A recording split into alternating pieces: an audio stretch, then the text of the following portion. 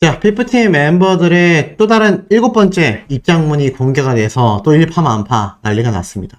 제가 당초 7차 입장문이 아마 공개될 가능성이 충분히 존재하지 않나 이런 말씀을 드렸는데 확실히 이 멤버들 7차 입장문을 발표해버리고 말았습니다.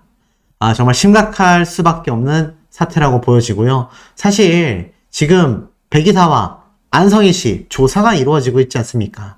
제가 앞선 내용에서도 말씀을 드렸지만 이 안성일 씨와 백이사가 이렇게 조사를 받고 있는 이 상황 자체를 가만히 따져봤을 때 어제 그러한 말이 있었죠. 이 백진실 이사가 1차 출석 날 모습을 보이지 않았던 이유가 일부러 뒷문으로 들어갔다. 그 뒷문으로 들어갔기 때문에 이 안성일 씨가 정문으로 가면서 엄청나게 많은 스포트라이트를 자신이 다 받게 되었고 결국 그것이 어떻게 됐습니까? 이 안성희 씨에 대한 엄청난 후속 기사의 여파로 쏟아지게 됐단 말이죠. 그래서 이 백이사는요 현명하게도 첫날에 뒷문으로 갔다 요런 우스갯소리가 나오고 있습니다. 더불어서 그럼 이틀째 날 왜 안성희 씨는 한 번도 기자들에게 사진 한 장 잡히지 않았냐? 아마도 전날에 백진실 이사가 먼저 자신이 앞서서 뒷문으로 들어가 이렇게 취재진들의 눈을 피했으니 아마 요 사실을 더기버스 안성희 씨에게 넌지시 알려주었을 것 같다. 네, 요런 이야기까지 지금 심심치 않게 나오고 있는 상태입니다. 물론 팩트체크가 되어 있지는 않아요. 하지만 왜 그런 이야기가 나오는지를 면밀히 들여다보면 사실 고개가 끄덕여지는 부분들이 상당히 많이 존재한다라는 걸 아마 기존 구독자분들은 다 알고 계실 거라고 생각이 됩니다. 그만큼 이 안성희 씨의 행태와 행보가 이 많은 사람들에게 큰 실망감을 주고 있다는 거죠. 그런데 이 가운데에 이 피프티 멤버들이 7차 입장문을 냈고 소송에서 본질을 다툴 것이다. 이런 소리를 하고 있어요. 자, 이 삼푼이 멤버들 과연 어떤 이야기를 했는지 한번 보겠습니다. 자, 제가 이런 말씀을 드렸죠. 6차 입장문까지는 굉장히 빠르게 나왔지만 자신들의 항고마저도 기각이 됐고 전홍준 대표님의 엄청난 안성희 씨에 대한 고소고발이 이루어지자 어느 순간부터 입장문이 올 수업이 됐다. 멈췄다. 요렇게 제가 말씀을 드렸는데 지금에 와서 보니 이거 멈췄다라고 보기에도 굉장히 애매해져 버린 상황으로 보여집니다. 그 이유가 무엇일까요? 당연히 7차 입장문이 올라왔기 때문입니다. 자, 그러면 7차 입장문을 좀 면밀히 살펴보도록 하겠습니다.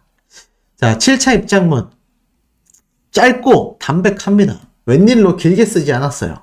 한번 쭉 읽어드리면 본안에서 본 사안의 본질을 다툴 예정임 정세현, 정지호, 정은하의 법정 대리인 법무법인 바른이 작성한 입장문입니다.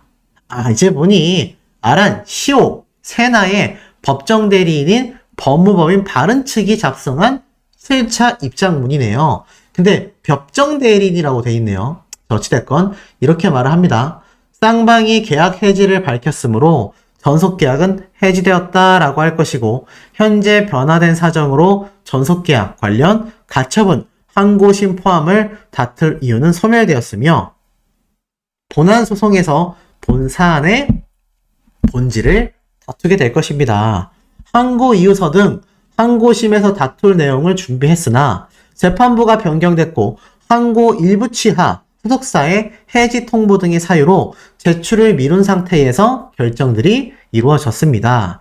이 결정은 항고 이유서 없이 기존의 1심 내용 및 결정문에 따른 것으로 음반, 음원 수입에 관한 정산구조, 음원 유통사가 지급한 선급금 중 PPT 제작을 위해 사용된 내용 및 항목에 대한 미고지, 그와 관련된 세무자 대표이사의 배임 여부 등의 문제는 본안 소송에서의 면밀한 심리와 증거 조사를 통해 판단되어야 한다라는 결정은 동일하다라고 판단이 됩니다.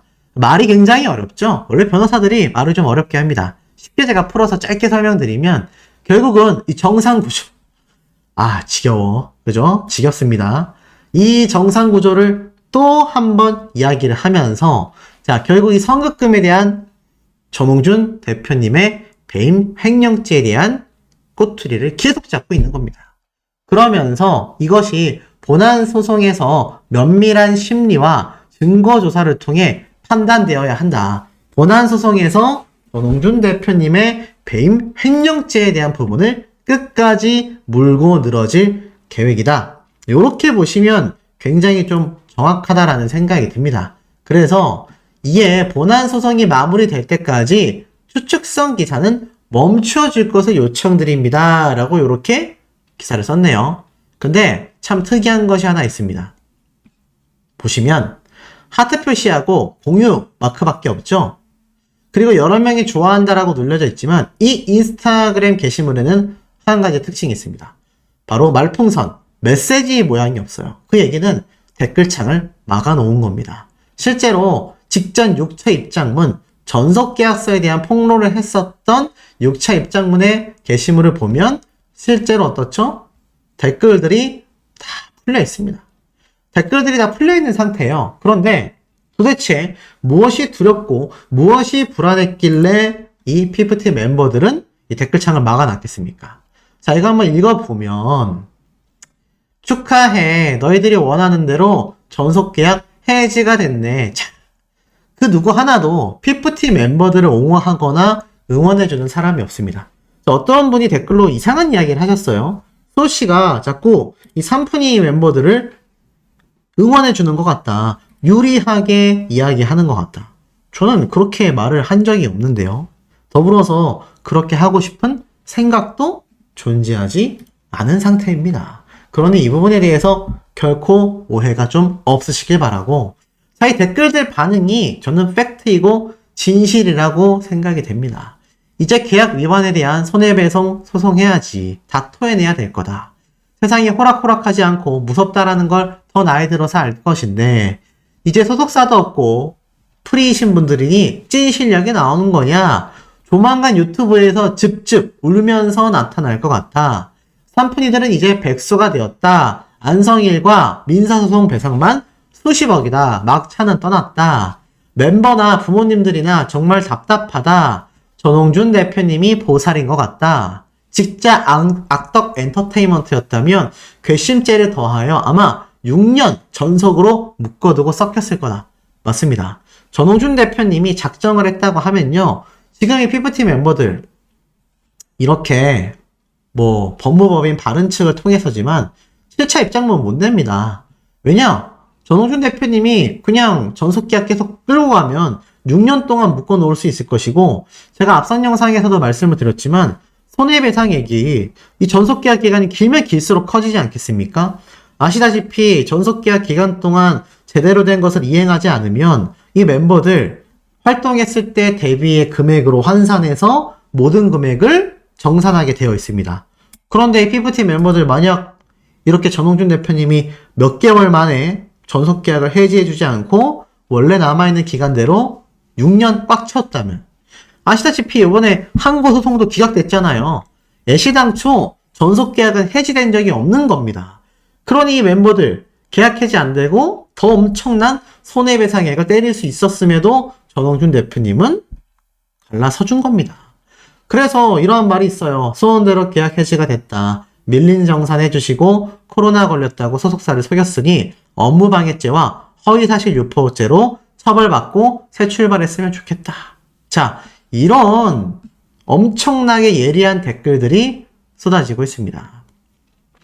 그리고 이런 말이 있어요. 애시당초 삼푼이들이 주장한 이 전속계약서의 관행, 소속사가 불리하다라고 하는데 아니었다라고 하지만 기획사 입장을 대변하는 곳은 많아도 가수들 입장을 대변하는 곳은 보이지 않으니 안타깝다. 그런데 비용 공제 후 소속사가 7, 가수가 3을 분배해주면 제주는 고음이 부리고 돈은 왕서방이 버는 꼴이다. 이렇게 말하고 있어요. 그러니 이게 올바른 말이겠습니까? 이거 마치 삼푼이 멤버들의 지인이 달아놓은 댓글처럼 보이지 않으세요?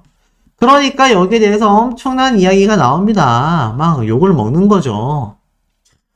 이만큼 이 삼푼이 사태 지금 본인들만 파악을 못하고 있는 상황에서 또다시 7번째 입장문을 공개했다라는 겁니다. 이게 있을 수 있는 일일까요?